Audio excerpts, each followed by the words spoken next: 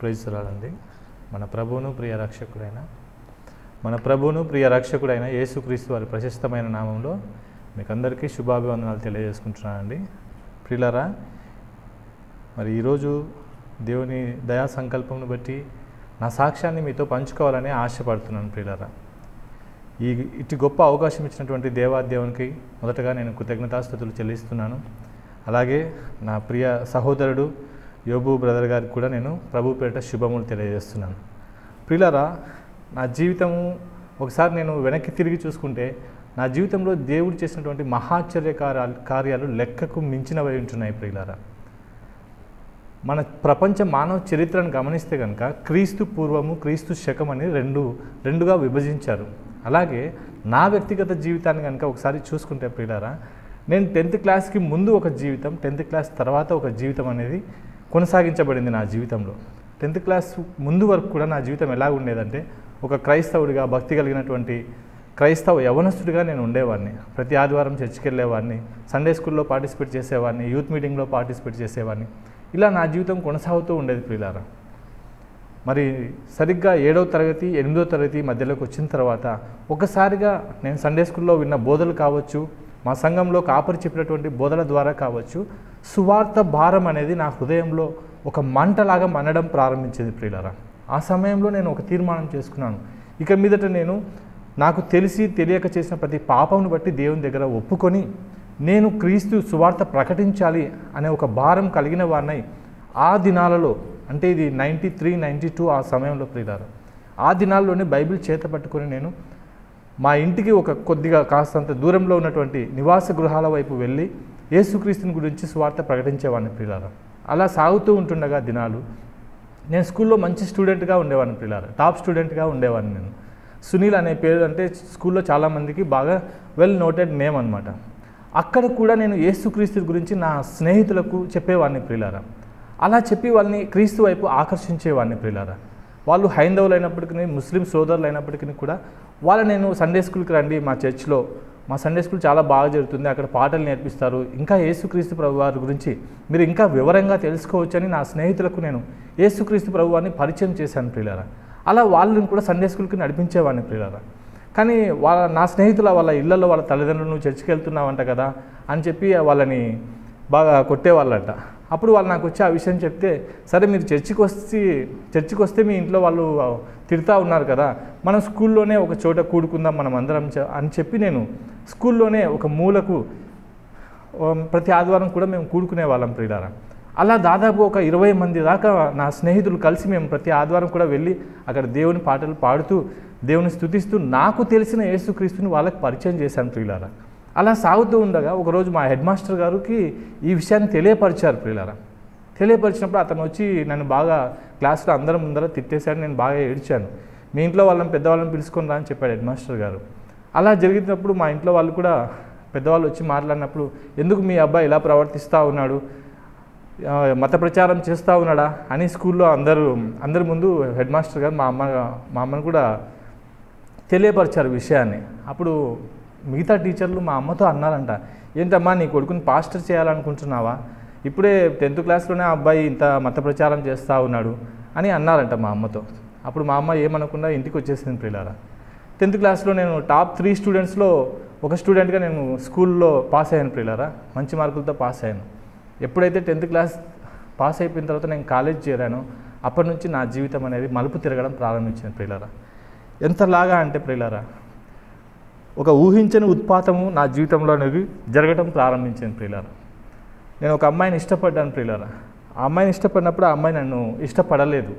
So నేను వెంటనే బాగా డిప్రెషన్లోకి వెళ్ళిపోయి నిద్ర మాత్రలు వేసుకోవడం ప్రారంభించాను. నేను అలాగే మత్తు సూదులు వేసుకోవడం ప్రారంభించాను. ప్రియులారా, తను నన్ను ప్రేమించలేదే అని చెప్పి నేను బాగా డిప్రెషన్లోకి వెళ్ళిపోయి చదువును పక్కకు పెట్టేశాను. ప్రియులారా, ఇంట్లో వాళ్ళు ఎంతో బాధపడుతూ ఉన్నారు, ఎందుకు నువ్వు ఇలా ప్రవర్తిస్తూ ఉన్నావు, కాలేజీకి వెళ్ళటం లేదు ఎందుకు నువ్వు అని చెప్పి ఇంట్లో వాళ్ళు చాలా బాధపడేవాళ్ళు. ఒకరోజు నా తల్లి వచ్చి నా కాళ్ళు పట్టుకొని, ప్రియులారా, ఎందుకు నాయనా నువ్వు ఇట్లా చేస్తూ ఉన్నావు, నిన్ను డాక్టర్ చేయాలని నేను ఎన్నో కలలు కన్నానే, నువ్వు ఎందుకు ఇట్లా ప్రవర్తిస్తూ ఉన్నావు, చదువు మానేసి ఎక్కడికి తిరుగుతూ ఉన్నావు అని చెప్పి నా తల్లి నా 2 కాళ్ళు పట్టుకొని కన్నీళ్లు కారుస్తూ నన్ను బ్రతిమాలింది. నువ్వు కాలేజీకి వెళ్ళు నాయనా, బాగా చదువుకోనైనా అని చెప్పింది ప్రియులారా. కానీ నేను నా తల్లి మాటను పెడచెవిన పెట్టాను. నా లోకమంతా వేరుగా అయిపోయింది ప్రియులారా. ఒంటరిని అయిపోయాననే భావన, ఎక్కడ కూడా నాకు మనశ్శాంతి అనేది దొరకటం లేదు, ఎక్కడా నాకు సమాధానం దొరకటం లేదు. అప్పుడు నేను శ్మశానానికి వెళ్తేనే అక్కడ నాకు సమాధానం దొరికేది. శ్మశానంలో నేను దివారాత్రంలో గడిపేవాడిని. ఎప్పుడు వెళ్ళేవాడినో ఎప్పుడు వచ్చేవాడినో కూడా తెలియదు ప్రియులారా. ఆ శ్మశానంలో పర్టికులర్గా ఒక సమాధి మీదనే కూర్చునేవాడిని ప్రియులారా. ఇక్కడ ఒక చిన్న హాస్యాస్పదమైనటువంటి సంఘటన జరిగింది ప్రియులారా. ఎప్పుడు వెళ్ళి ఆ సమాధి మీదనే కూర్చునేవాడిని. ఆ సమాధి పైన ఉన్నటువంటి పేరు ఏంటంటే ఆరోగ్యస్వామి అని ఉండేది ఆయన పేరు. విచిత్రం ఏంటంటే ఆయన చచ్చాడు, నేను పుట్టాను ప్రియులారా. నేను జనవరి 10, 1981లో పుట్టాను. అదే రోజు ఆయన చనిపోయాడు. సో ఇతనికి నాకు ఏదో రిలేషన్ ఉన్నట్టుంది అని చెప్పి రోజు కూడా ఆయన సమాధి మీదనే కూర్చునేవాడిని. నిద్ర మాత్రలు వేసుకునేవాడిని, మత్తు ఇంజక్షన్లు ఇలా చేతులకు పొడుచుకునేవాడిని ప్రియులారా. కొన్ని 50 మాత్రలు ఒకటేసారి మింగేవాడిని, 60 మాత్రలు ఒకేసారి మింగేవాడిని. ఎన్నిసార్లు మింగుతూ ఉన్నా కూడా నేను చనిపోవాలి, ఇదే నాలో ఉన్నటువంటి ఆశ. నేను ఎవరి కోసం బ్రతకాలి, నేను ఎందుకోసం బ్రతకాలి, నాకు ఎవరు లేరు కదా, నేను ఇష్టపడ్డ అమ్మాయి నన్ను తృణీకరించింది కదా అని చెప్పి ఇదే ధ్యాసలో ఉండేవాడిని పిల్లలు. నేను చనిపోదాం అనుకుని ఎన్నో ప్రయత్నాలు చేశాను. ప్రతిసారి కూడా ఎవరో ఒకరు నన్ను తీసుకెళ్ళి హాస్పిటల్లో అడ్మిట్ చేసేవాళ్ళు. అక్కడ వాళ్ళు ముక్కులో పైపు వేసి స్టమక్ని క్లీన్ చేసేవాళ్ళు. ఇలా ఎన్నో పర్యాయాలు ఇలా జరిగింది ప్రియులారా. అయినప్పటికీ నాకు సమాధానం అనేది దొరకటం లేదు. కంప్లీట్గా సాతాను బంధకాలలో నేను బంధించబడ్డాను ప్రియులారా. ఎన్నో మార్లు శరీరాన్ని గాయపరుచుకున్నాను. నేను కొన్ని వస్తువుల చేత శరీరాన్ని ఘాట్లు పెట్టుకున్నాను. నేను ఒకరోజు నేను చనిపోవాలనే ఉద్దేశంతో బలంగా శరీరాన్ని నేను గాయపరుచుకున్నాను. రక్తపు మడుగులో ఇంట్లో పడిపోయి ఉన్నాను ప్రియులారా. ఉదయం చేసుకున్న గాయంతో విపరీతమైనటువంటి రక్తస్రావం జరిగి నేను ఇంట్లో పడిపోయాను, సృహ తప్పి పడిపోయాను. మా అమ్మ డ్యూటీకి వెళ్ళి వచ్చి సాయంత్రం వచ్చిన తర్వాత ఇంట్లో చూస్తే విపరీతమైనటువంటి గడ్డి అంతా రక్తపు మడుగులో ఉండిందంట ప్రియులారా. మా అమ్మ గట్టిగా కేకలు వేస్తూ నా కుమారుడు ఇట్లా చేసుకున్నాడు అని చెప్తే ఇంట్లో వాళ్ళు బయట వీధిలో ఉన్నటువంటి వాళ్ళు హాస్పిటల్కి తీసుకెళ్లారు ప్రియులారా. నా శరీరం మీద ఎన్నో గాయపు మచ్చలు ఉంటున్నాయి ప్రియులారా. చావు కావాలి నాకని నేను ఎంతగానో ఎదురు చూశాను ప్రియులారా. ఒకసారి ఇలాగే జరిగింది ప్రియులారా. అది 2004వ సంవత్సరం అనుకుంటాను. నేను జనవరి మాసం 3వ తారీఖున. అప్పటికే నేను చాలా డిప్రెషన్లో ఉంటున్నానని చెప్పి నా తల్లి ఒక సైక్రియాటిక్ డాక్టర్ దగ్గర చూపించింది. అతను చూపిస్తే అతను ఒక ట్రీట్మెంట్ స్టార్ట్ చేశారు ప్రియులారా. స్టార్ట్ చేస్తే అతను రాసిచ్చినటువంటి ఆ ట్యాబ్లెట్స్ ఏవైతే ఉన్నాయో అవి చాలా పవర్ఫుల్ ప్రియులారా. అవి ఇతనికి మెంటల్గా చాలా డిస్టర్బ్గా ఉన్నాడు అబ్బాయి. సో ఇతనికి మెంటల్గా డిస్టర్బ్ ఉన్నాడు కాబట్టి పీస్ఫుల్గా ఉండాలంటే అతను చాలా రెస్ట్ తీసుకోవాలి, రోజులో అధిక శాతం పడుకొని ఉంటేనే అతని మెంటల్ స్టేబిలిటీ సరిగ్గా ఉంటుంది అని చెప్పి డాక్టర్ గారు చెప్తే ఆయన ఒక ట్యాబ్లెట్ రాసిచ్చారు ప్రియులారా. ఆ ఒక్క మాత్ర వేసుకుని నేను ఉదయం మా అమ్మ నాకు టిఫిన్ పెట్టి మాత్ర వేసుకొని పడుకోనన్నా అని చెప్పేది. ఉదయం టిఫిన్ చేసి మాత్ర వేసుకొని పడుకుంటే రాత్రి 10-11 గంటల వరకు పడుకునేవాడిని నేను. మధ్యాహ్నము సాయంత్రము అంత నాకు ఏది గుర్తుండేది కాదు పిల్లరా. పడుకునేవాడినే నేను. మళ్ళీ రాత్రి నిద్ర లేచినప్పుడు వెంటనే మా అమ్మ వచ్చి మళ్ళీ అన్నం పెట్టి మళ్ళీ ట్యాబ్లెట్ వేయించేది. అలా ఒక వారం 10 దినాలు అయిపోయింది. అయిపోయిన తర్వాత కూడా నాకు ఇంకా ఆ సమాధానం అనేది దొరకటం లేదు నాకు. నేను ఎందుకు బ్రతుకుతా ఉన్నాను, ఏంటి ఇదంతా, ఏం జరుగుతూ ఉంది, నా బ్రతికింతేనా ఏంటి, నేను ఇలా తయారైపోయాను అని చెప్పి నేను ఒకేసారి ఒక 20-30 మాత్రలు కలిపి ఒక్క మాత్ర వేసుకుంటేనే నేను ఉదయం నుంచి రాత్రి దాకా పడుకుంటున్నాను కదా, అదే ఒక 20-30 మాత్రలు వేసుకుంటే నేను ఖచ్చితంగా చనిపోతాను కదా అని చెప్పి ఒకేసారి 20-30 మాత్రలు కలిపి నేను తీసుకున్నాను ప్రియులారా. నేను వేసుకున్నాను. నాకు వేసుకున్నది మాత్రమే గుర్తుంది ప్రియులారా. అది సరిగ్గా 2004వ సంవత్సరం జనవరి 3వ తారీఖు. ఆ రోజు మధ్యాహ్నం వేసుకున్నాను నేను. ఆ రోజు రాత్రి 11-12 ఆ సమయంలో నా మేనమామ చనిపోయారు ప్రియులారా. చనిపోతే అతను తీసుకొచ్చి హాస్పిటల్ తీసుకెళ్తే అప్పటికే చనిపోయారని చెప్పారు. చెప్తే అప్పుడు ఇంట్లో తీసుకొచ్చి సమాధి బాక్స్లో పెట్టి ఉన్నారు. బంధువులంతా వస్తూ ఉన్నారు పిల్లరా. అందరూ ఏడుస్తూ ఉన్నారు, బాధపడుతూ ఉన్నారు. అందరిలోకి నేను ఒక్కరిని కనిపించట్లేదు.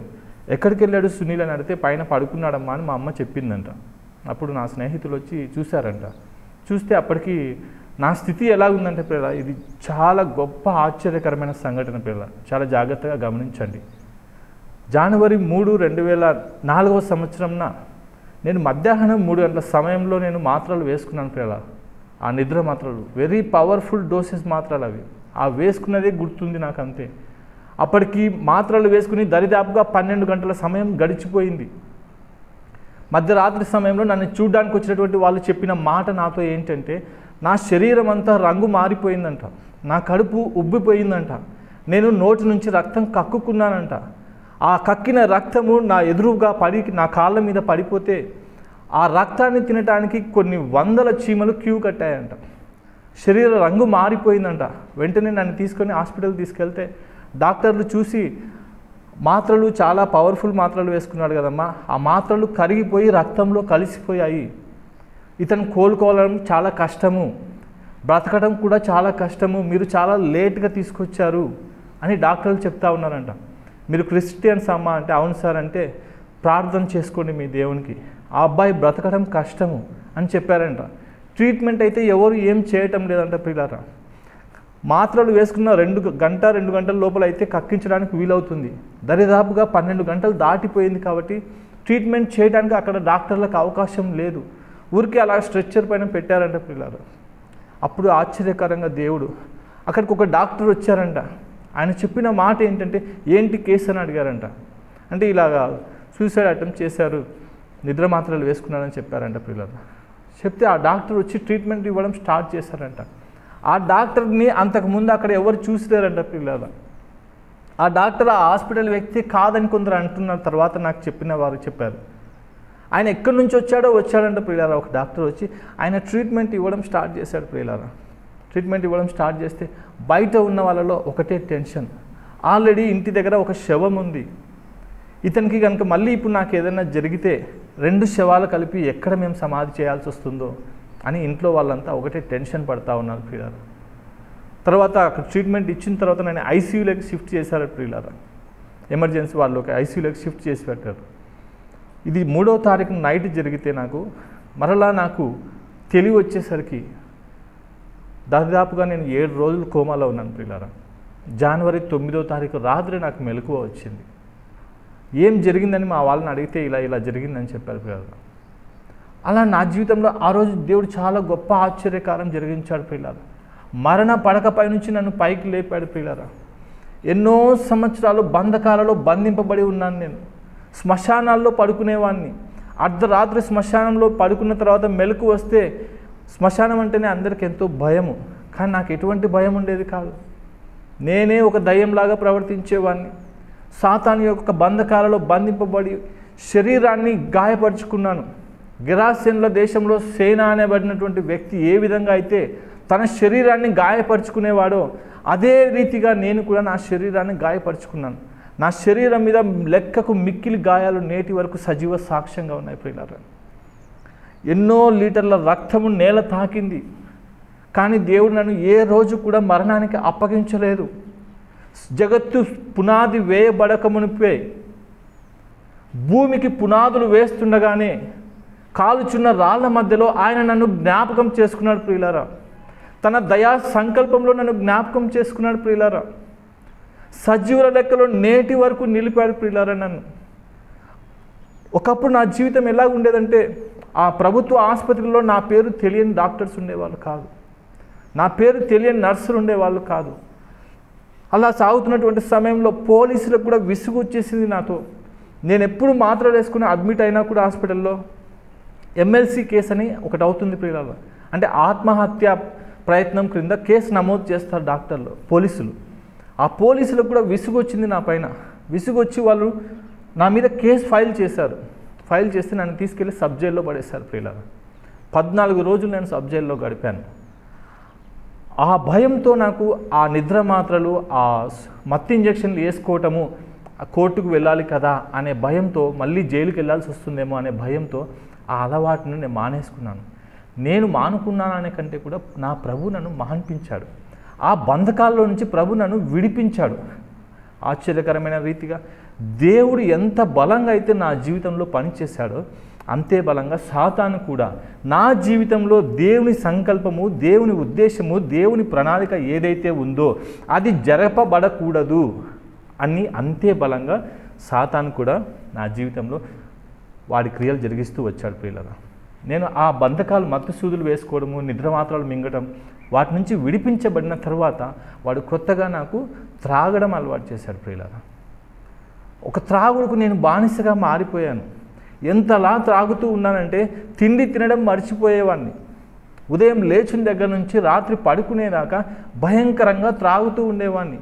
త్రాగడంతోనే అనేక సంవత్సరాలు గడిచిపోయాయి నా జీవితంలో. త్రాగుడుకు డబ్బులు ఎక్కడి నుంచి వచ్చేవో నాకు తెలియదు, కానీ విపరీతంగా త్రాగేవాడిని. నన్ను చూసినటువంటి కొందరు, వీడు ఇంతగా తాగుతున్నాడు, ఎలా బ్రతికి బట్ట కట్టగలుగుతున్నాడు. కొందరు తాగిన తర్వాత తింటారు, లేదా వాళ్ళ ఇంట్లో వాళ్ళు సరే నువ్వు తాగితే తాగినవాళ్ళే, ఖాళీ కడుపున పడుకోవద్దని చెప్పి తల్లిలో భార్యను తినిపిస్తారు. నాకు అలా ఉండేది కాదు పరిస్థితి. త్రాగితే నేను ఇంకా ఏది ముట్టను. ఇంకా కొన్ని ఏళ్ల పాటు ఇలా త్రాగుతూ ఉండేవాడిని ప్రియులారా నేను. అలాంటి నా జీవితంలో దేవుడు ఆశ్చర్యకరంగా ఒక రోజున నాతో మాట్లాడాడు ప్రియులారా. ఒకరోజు నేను చాలా బాధతో నేను మిద్దె పైన పడుకున్నాను, ఇంటి పైన పడుకున్నప్పుడు మధ్యరాత్రి సమయం కావస్తూ ఉంది. ఆ సమయంలో 3 సార్లు నా పేరు పెట్టి సునీల్ సునీల్ సునీల్ అనే ఒక స్వరం నేను విన్నాను ప్రియులారా. ఆ స్వరం వినగానే నేను గబుక్కున లేచాను, ఒక భయంతో లేచాను, ఒక వణుకుతో నేను లేచాను. చుట్టూ చూస్తూ ఉన్నాను మిద్దె పైన నిలబడి, ఎవరు నన్ను పిలిచింది? నా చుట్టూ చీకటి తప్ప ఏ మనుషుడు నాకు కనిపించడం లేదు. ఆ చీకటిలో నేను ఏడుస్తూ ఉన్నాను. నన్ను పిలిచిన ఆ పేరులో ఎంతో ప్రేమ కనిపిస్తూ ఉంది నాకు. నన్ను పిలిచిన ఆ పిలుపు అంతకుముందు నన్ను ఎవ్వరూ అలా పిలవలేదు ప్రియులారా. ఆ పిలుపులో ఏదో ఆప్యాయత నాకు కనిపించింది. నేను ఒక్కసారిగా కూలబడిపోయాను. ఆకాశం వైపు చూస్తున్నాను దేవుణ్ణి. ఎవరు నన్ను పిలిచింది? ఎవరు? నాకైతే చుట్టూ ఎవరు కనిపించటం లేదే. మరి నన్ను ఎవరు పిలిచారు? ఇన్నేళ్ళ జీవితంలో ఇంత మధురంగా నన్ను పిలిచింది ఎవరు? ఎవరు నన్ను పిలవలేదే. కానీ ఈ స్వరంలో ఏదో ప్రత్యేకత ఉంది. కానీ ఈ స్వరంలో ఎంతో ప్రేమ కనిపిస్తూ ఉంది నాకు. ఆదరణ లేని నాకు ఆ ప్రేమ పిలుపు ఎంతో బలాన్ని ఇచ్చింది ప్రియులారా. ఆదరణ కోల్పోయిన నాకు ఆ పిలుపు ఒక ధైర్యాన్ని ఇచ్చింది ప్రియులారా. ఒక్కసారిగా నేను మోకాళ్ళ మీద కూలబడిపోయాను. ఆకాశం వైపు దేవుణ్ణి చూస్తున్నాను. నాలో ఉన్నటువంటి ఆత్మ నాతో చెప్తున్న మాట, నేను ఆ ఆత్మ ప్రత్యక్షతను బట్టి దేవునితో మాట్లాడుతున్నాను. ఇదిగో ప్రభువా, నీవు గనుక నాతో మాట్లాడింటే, ఇప్పుడు నేను ఒక స్వరాన్ని విన్నాను. ముమ్మారు నా పేరు పెట్టి పిలిచినటువంటి ఒక స్వరాన్ని నేను విన్నాను. ఆ స్వరము నీదే కనుక అయితే నాకు ఒక రుజువు చూపించు ప్రభువా అని నేను కన్నీరు కాస్తున్న దేవుని అడిగాను ప్రియులారా. బైబిల్ తీసుకున్నాను. నేను అర్ధరాత్రి సమయాన బైబిల్ తీసుకున్నాను. ఇదిగో ప్రభువా, నీవు నాతో మాట్లాడింటే నాకు రుజువు చూపించు. నేను అధ్యాయాలు చదవను.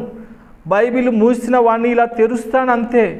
నా కనుచూపు ఏ వచనం మీదకైతే వెళ్తుందో మొదటిగా ఆ మొట్టమొదటి వచనంలోనే నీవు నాతో మాట్లాడినట్టు రుజువు పరుచుకో అని ప్రభువుని అడిగాను ప్రియులారా. కన్నీళ్లు కారుస్తూ తండ్రి చెంత నేను మొదలుపెట్టాను ప్రియులారా. అడుగుతున్నాను నేను, నువ్వు నాకు స్వరం వినిపించావు కదా, మరి మనుషులైతే కనిపించడం లేదు కదా. ఆ స్వరం ఆకాశం నుండి వచ్చినట్లుగా నాకు ఆత్మ, నాలో ఉన్న ఆత్మ నాకు తెలియపరుస్తూ ఉంది. అప్పుడు అడిగినట్లుగా దేవుడు నాకు చూపించిన మాట ప్రియులారా, ఇర్మియా గ్రంథం 23వ అధ్యాయం 29వ వచనం. అక్కడ రాయబడిన ఆ మాటను చూసి నా ఒళ్ళంతా పులకరించింది పోయింది ప్రియులారా. వణకడం ప్రారంభించాను నేను. ఆ మాటని విని బోరున ఏడుస్తున్నాను నేను. నాకు తెలియదు నేను ఎందుకు ఏడుస్తున్నాను. కన్నీరు జలపాతంలాగా నా ఒంటి పైన కారిపోతూ ఉన్నాయి. అక్కడ రాయబడిన మాట ఏంటంటే, నా మాట అగ్ని వంటిది కాదా, బండను బద్దలు చేసి సుత్తె వంటిది కాదా. ఇంత డైరెక్ట్గా యేసుక్రీస్తు ప్రభువారు నాతో మాట్లాడాడు. మాట్లాడింది నేనే, సైన్యములకు అధిపతి అయిన యెహోవానగు నేనే నీతో మాట్లాడుతున్నాను అని ఆకాశం నుండి స్వరం వినిపించినటువంటి ఆ దేవుడు పరిశుద్ధ గ్రంథం ద్వారా నాతో మాట్లాడాడు ప్రియులారా. ఒక్కసారిగా నేను కూలబడిపోయాను. ఎవరికి చెప్పుకోవాలో నాకు అర్థం కావట్లేదు. పిలుపుకు తగిన ప్రత్యక్షత ఏంటో నాకు ఆ దినాల్లో తెలియదు. పిలిచావు సరే, నెక్స్ట్ ఏం చేయాలనే విషయం నాకు తెలియదు. పిలిచిన పిలుపుకు విధేయత ఎలా చూపించాలో తెలియదు. ఏం చేయాలో తెలియని పరిస్థితుల్లోనే ఆనాడు దేవుడు నాతో మాట్లాడాడు. తన స్వరాన్ని వినిపించి నా పేరు పెట్టి స్వయంగా పిలిచాడు. సునీల్ సునీల్ సునీల్ అని ముమ్మారు పిలవటం నేను నా చెవులారా విన్నాను ప్రియులారా. ఆ రీతిగా గడుస్తూ పోతుంది ప్రియులారా. కానీ నాకు తెలియపరిచే వాళ్ళు ఎవరు లేరు. ఆత్మ ప్రత్యక్షత, ఆత్మ సంగతులను తెలియపరిచేవారు నాకు అప్పుడు లేరు. సో నా జీవితం ఇలా కొనసాగుతూ ఉన్నాను ప్రియులారా. ఎన్నో మార్లు ఆత్మహత్య ప్రయత్నం చేసేవాడిని, త్రాగి ఎక్కడెక్కడో పడిపోయేవాడిని, ఎవరో తీసుకొచ్చి ఇంట్లో అప్పగించేవాళ్ళు. ఇంట్లో వారికి అందరికీ విసుగు వచ్చేసింది. వీడు చస్తే బాగుండు, ఒకరోజు వీడు చస్తే ఒకరోజు ఏడ్చి మేము ప్రశాంతంగా ఉంటాము, రోజు వీడి బాధ మేము పడలేకపోతున్నాము, ఎందుకు పుట్టావురా నా కడుపున అని నా కన్న తల్లి రోధించిన దినాలు అనేకం ఉంటున్నాయి ప్రియులారా. ఆమె తిట్టేది చూసి నేను కూడా ఏడ్చేవాడిని. ఛీ, ఏంటి నా బ్రతుకు, ఎందుకు ఇలా మారిపోయింది, నేను బాగుపడలేనా, నాకు మంచి రోజులు రావా అని లెక్కకు మిక్కిలి రోజులు ఏడ్చిన రోజులు ఉన్నాయి ప్రియులారా. అలా దూరంగా ఊరి బయటికి వెళ్ళిపోయేవాడిని, ఒక చెట్టు కింద కూర్చునేవాడిని, ఒక పాడుబడిన ఇంట్లో కూర్చునేవాడిని, ఎలుగెత్తి ఏడ్చేవాడిని.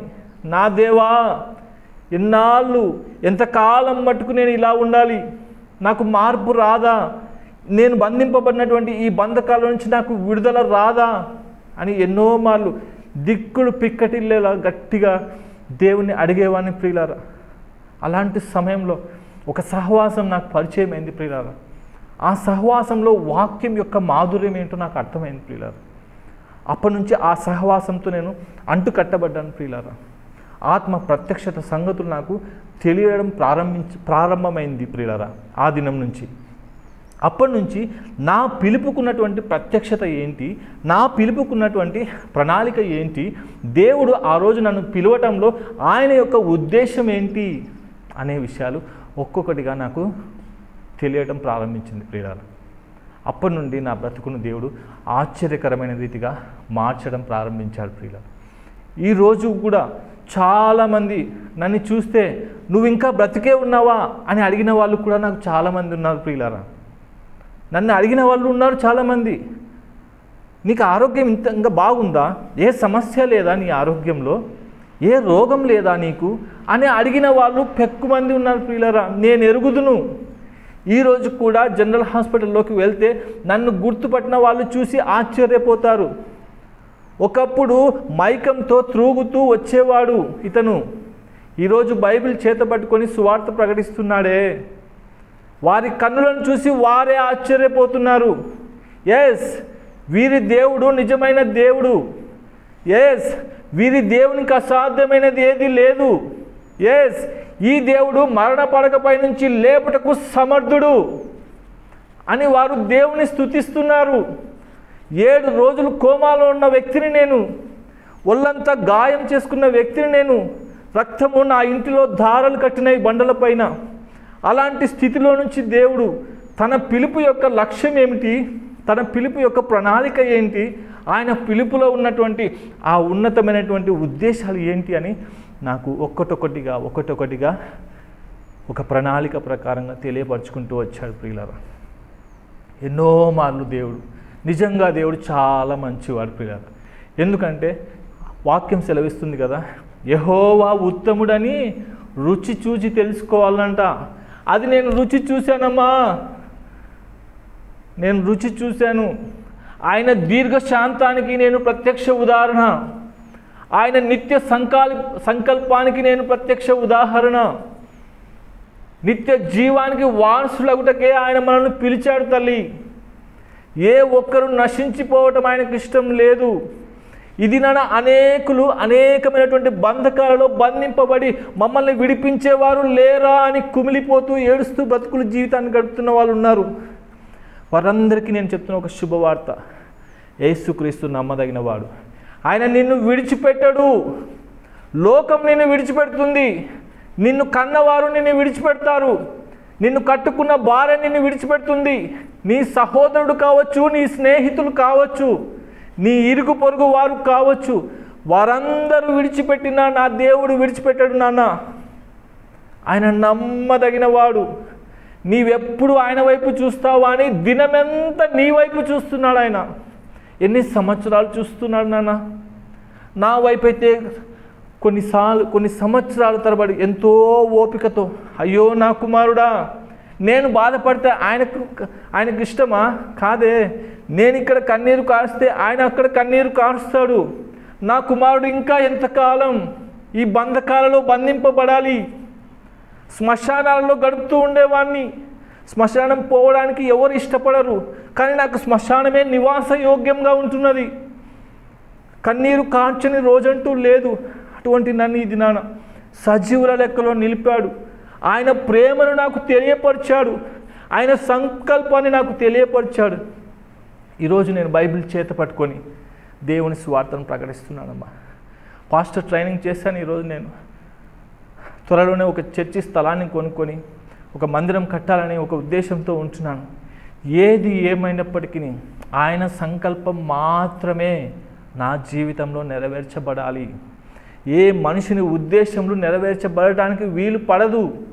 ఎందుకంటే ఆయన కలిగి ఉన్నటువంటి ఆ దయా సంకల్పం ఏదైతే, ఆయన కలిగి ఉన్న నిత్య సంకల్పం ఏదైతే ఉందో ఆ చిత్తం మాత్రమే నెరవేర్చబడాలి. నాకు ఆశ.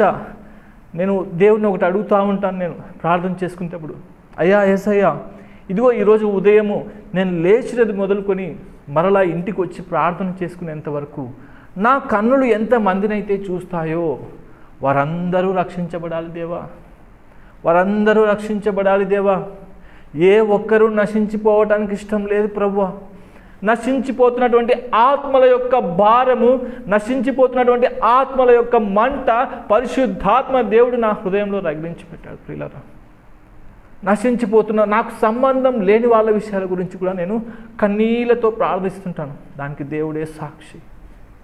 ఆ ఆత్మల యొక్క మంట నా హృదయంలో పెట్టాడు. ప్రియులారా, దేవుడు నిజంగా చాలా మంచివాడు.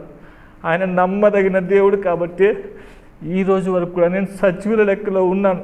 నేను చనిపోయి ఇప్పటికీ 18 సంవత్సరాల 7 మాసములు అయి ఉండేదండి. ఈ దినం నేను సజీవుల లెక్కలో ఉన్నానంటే ఆయన కృప, ఆయన కృప, ఆయన కృప, ఆయన కృప, ఆయన కృప, ఆయన కృప, కృప సదాకాలం, జీవితకాలం అంతా ఆయనను స్తుతించినా కూడా ఆయన రుణం నేను ఎంత మాత్రం తీర్చుకోలేను. నా బంధువులు, నా స్నేహితులు, నన్ను కన్నవారు సైతం నన్ను అసహించుకున్నారు. రోజుల తరబడి శ్మశానంలో నా జీవితాన్ని గడిపేవాడిని.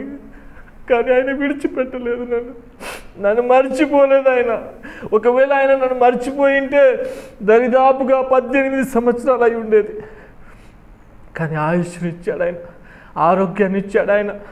అందుకే నేను దేవుని అడుగుతున్నాను, అయ్యా నీకు వేరుగా ఉండి నేను ఎన్ని సంవత్సరాలు అయితే గడిపానో అన్ని సంవత్సరాలు కూడా నాకు తిరిగి ఇవ్వు నాయనా. నీ సేవ చేస్తాను. నశించిపోయి ఆత్మలు ఎన్నో ఉంటున్నాయి. నీ రాకడ చూస్తే సమీపంగా ఉంటుంది. నశించిపోయే ఆత్మలు చూస్తే కోట్ల కొలదిగా ఉన్నాయి. ఎప్పుడు స్వామి వీరందరినీ రక్షణలోకి నడిపించేది ఎప్పుడు అని ఎంతో హృదయ వేదంతో తండ్రి దగ్గర ప్రార్థిస్తూ ఉంటారు. పిల్లల జ్ఞాపకం చేసుకుందాం. దేవుడు చాలా మంచివాడు, చాలా గొప్ప దేవుడు ఆయన. మనం అనుకుంటాం, మనకున్న పరిస్థితులను చూసి కృంగిపోతుంటాం. ఒకరు ఆదరించలేకపోతే, ఒకరు మనల్ని బాగా చూడకపోతే ఎంతో బాధపడిపోతాం. మరి నువ్వు రక్షణ లేకుండా నశించిపోతూ ఉంటే నిన్ను సృష్టించిన దేవుడు ఇంకెంత బాధపడుతుంటాడమ్మా. ఒకసారి ఆలోచించు ప్రియుడా. యవనస్తులారా, మీరు బలవంతుని చేతిలో బాణం వంటి వారు అంటారు దేవుడు.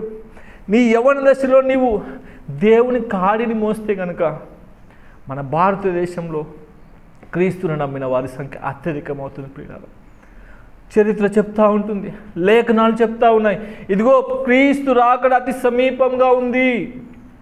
బైబిల్ పండితులు చెప్తా ఉన్నారు, యేసు క్రీస్తు ప్రభు వారి 2వ రాకడ మన జనరేషన్లోనే వస్తుందేమో. లేఖనాల నెరవేర్పు సంపూర్తి కావస్తూ ఉన్నది. మరి సమయం కొద్దిగానే ఉంటుంటే నువ్వు ఇంకా ఈ లోకపు పోకడల్లోనే, నువ్వు ఇంకా లోకపు ఆశల్లోనే మునిగి తేలుతూ నా కుటుంబము, నా ఉద్యోగము, నా సంపాదన అంటూ నువ్వు నీ గురించే ఆలోచిస్తూ ఉంటే ఆ నిత్య పరలోక రాజ్యాన్ని నువ్వు కోల్పోతావు తమ్ముడు. యుగ యుగాలు ఉండబోయే రాజ్యం అది. నరుని ఆయుష్ 70 సంవత్సరాలు, అధిక బలం ఉన్న 80 సంవత్సరాలని లేఖనాలు చెప్తుంది. 70 ఏళ్ళ జీవితానికే తలకిందులైపోతూ ఉన్నావు.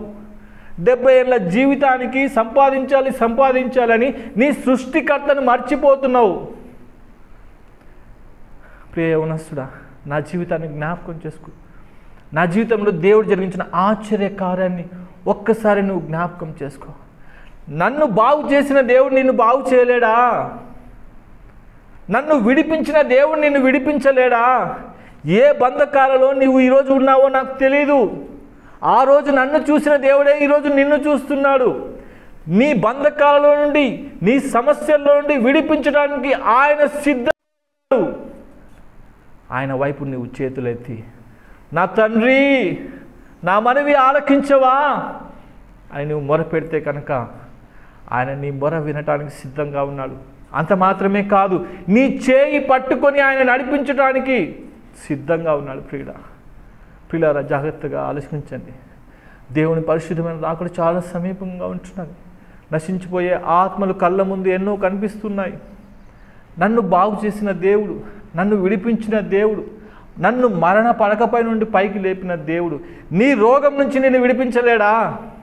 ఎంతోమంది డాక్టర్లకు నువ్వు చూపించుకొచ్చి ఉండొచ్చు. నయం కాని రోగం చేత నువ్వు బాధపడుతూ ఉండొచ్చు.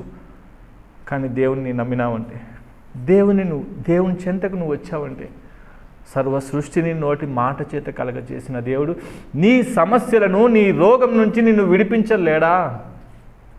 దేవుని పరిశుద్ధమైన నామానికి మహిమ కలుగును గాక. ఈ రోజున ప్రియులారా, నేను ఆయా సంఘాల్లో, కర్నూలు చుట్టుపక్కల ప్రాంతాల్లో ప్రతి ఆదివారం కూడా ఏదో ఒక సంఘంలోనికి వెళ్ళి దేవుని రాజ్య సువార్తను ప్రకటిస్తూ ఉన్నాను. ఇంకను నాకు అనేకమైనటువంటి ఆలోచనలు ఉన్నాయి ప్రభు పరిచర్య గురించి. వాటన్నిటి విషయమై మీ అనుదిన ప్రార్థనలో నా పరిచర్యను గురించి జ్ఞాపకం చేసుకోండి ప్రియులారా. నేను ఎంతో బలంగా ఆయన ఏమైతే ఉద్దేశం కలిగి ఉన్నాడో, ఆయన సంకల్పించినటువంటి ప్రతి ఒక్క సంకల్పము నా జీవితంలో పరిపూర్ణంగా నెరవేర్చబడాలి. ఏ ఒక్కటి తప్పిపోకూడదు. యేసు నామములో ప్రతి ఒక్క ఉద్దేశము అది సఫలీకృతం కావాలి. యేసు నామములో ఆయన పరిచర్యను నలుదిశలా విస్తరింప చేయాలి. ఆ రీతిగా మీరు నా విషయమే మీ ప్రార్థనలో జ్ఞాపకం చేసుకొని ప్రియులారా, నా సాక్ష్యం ద్వారా మీరు బలపరచబడాలన్నదే నా ఉద్దేశం ప్రియులారా. క్రీస్తు నమ్మదగిన దేవుడు ప్రియులారా. అందుకే వాక్యం అంటుంది కదా, మనము నమ్మదగని వారమైనప్పటికీ ఆయన నమ్మదగిన దేవుడు అంట. ఎస్, మన దేవుడు నమ్మదగిన దేవుడు. ఎన్నోసార్లు నువ్వు మోసం చేశావు. ప్రభువా, జనవరి 1 నుంచి బాగుంటాను, 31 వరకే తాగుతాను, అలా నేను కూడా చేశాను. ఒకానొకప్పుడు జనవరి 1 నుంచి బాగుంటాను ప్రభువా, అలవాట్లన్నీ మానేసుకుంటాను ప్రభు. వాయిదాలు వేస్తూనే ఉన్నావు ప్రియులారా. జ్ఞాపకం చేసుకో. ప్రభు సమీపంగా ఉన్నప్పుడే ఆయన పిలుపును అందుకొని రక్షణలోకి నడిపించబడాలి. దేవుడు మంచివాడు, చాలా గొప్ప దేవుడు. ఆయన ఖచ్చితంగా ఆయన నీ బంధకాల్లో నుంచి, నీ సమస్యల నుంచి విడిపించేటకు సమర్థుడు, శక్తి కలిగిన దేవుడు. ప్రియులారా, ఈ చిన్న సాక్ష్యాన్ని దేవుడు దీవించి ఆశీర్వదించును గాక. అలాగే నా పరిచయం కూడా మీ ప్రార్థనలో జ్ఞాపకం చేసుకోండి. దేవుడు మిమ్మల్ని అందరినీ దీవించి ఆశీర్వదించి కాపాడును గాక. Amen, amen, amen.